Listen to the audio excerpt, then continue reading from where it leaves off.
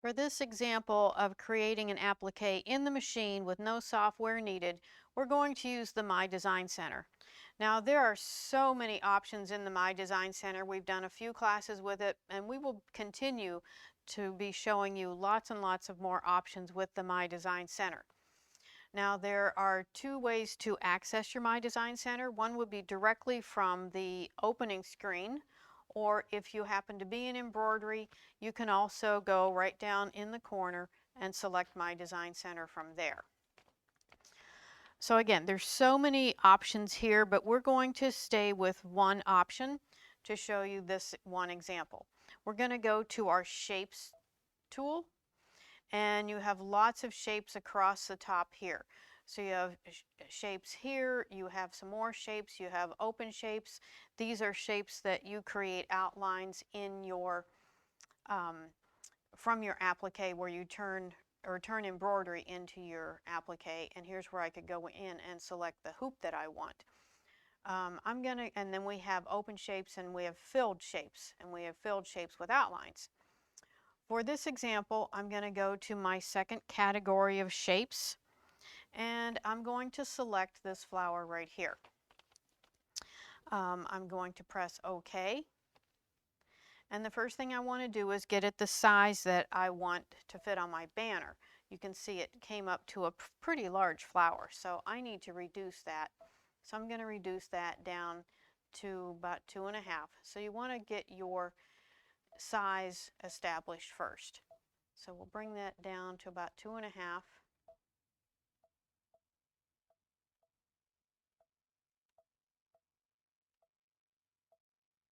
Okay. Now I can also zoom in here, because now I've made this kind of small, so I'm going to zoom in so you'll be able to see this. Well, maybe too much. We'll go about 400% there so you can see it. Now I'm going to go to my fill. This is going to be my fill properties. So I'm going to go into here, and we have regular fill, we have stipple fill, and then we have some different categories or different fill patterns here. And this is my no fill.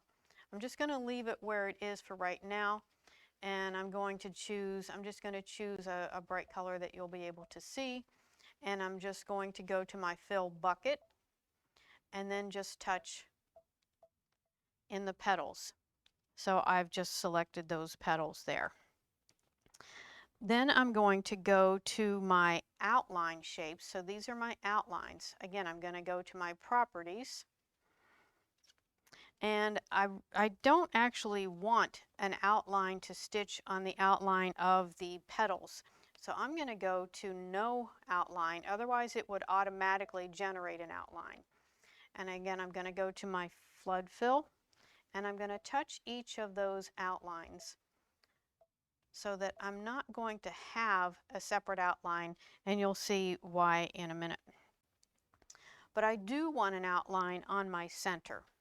So I'm going to go back to my categories, and I'm going to choose this nice little candle wicking stitch, and I'm going to make that yellow, and again go to my bucket and then touch the center ring here. Now, because this is such a tiny little shape, I'm not going to put a fill pattern in. We will show you some of the fill patterns.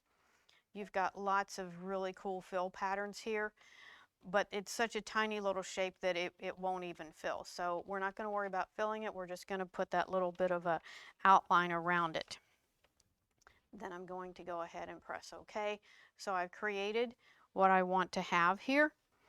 And then I'm going to go ahead and go to next. And here's where I could make some adjustments. This is going to be the color that I'm on right now. Now you can see, and again I'll kind of zoom in here a little bit. Let's zoom in some more so you can see that.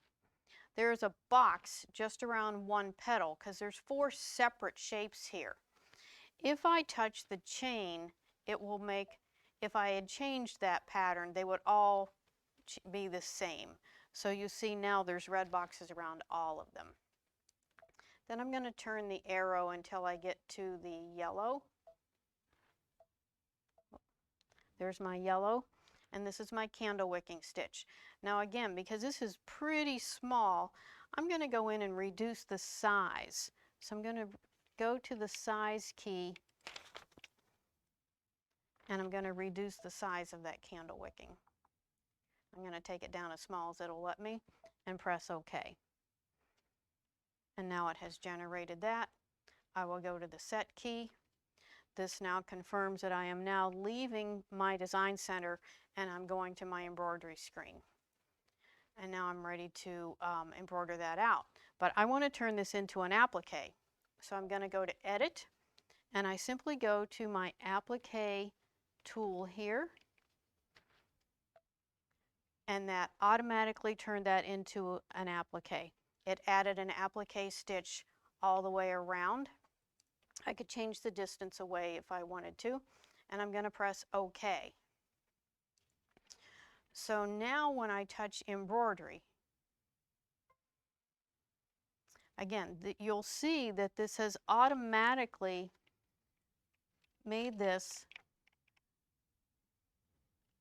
It does the first color changes, and then it has a placement for the applique material. Then it's going to do the tack down, and then the applique outline, the satin stitch. So again, because it's an applique material, if I take this to the scan and cut, it will automatically recognize that and cut that shape out. So I want to memorize that so that I'll be able to take that to the cutter. So again, I just touch the memory key and save that to my flash drive. So then I can take that to my cutter and we'll be showing you how to do that.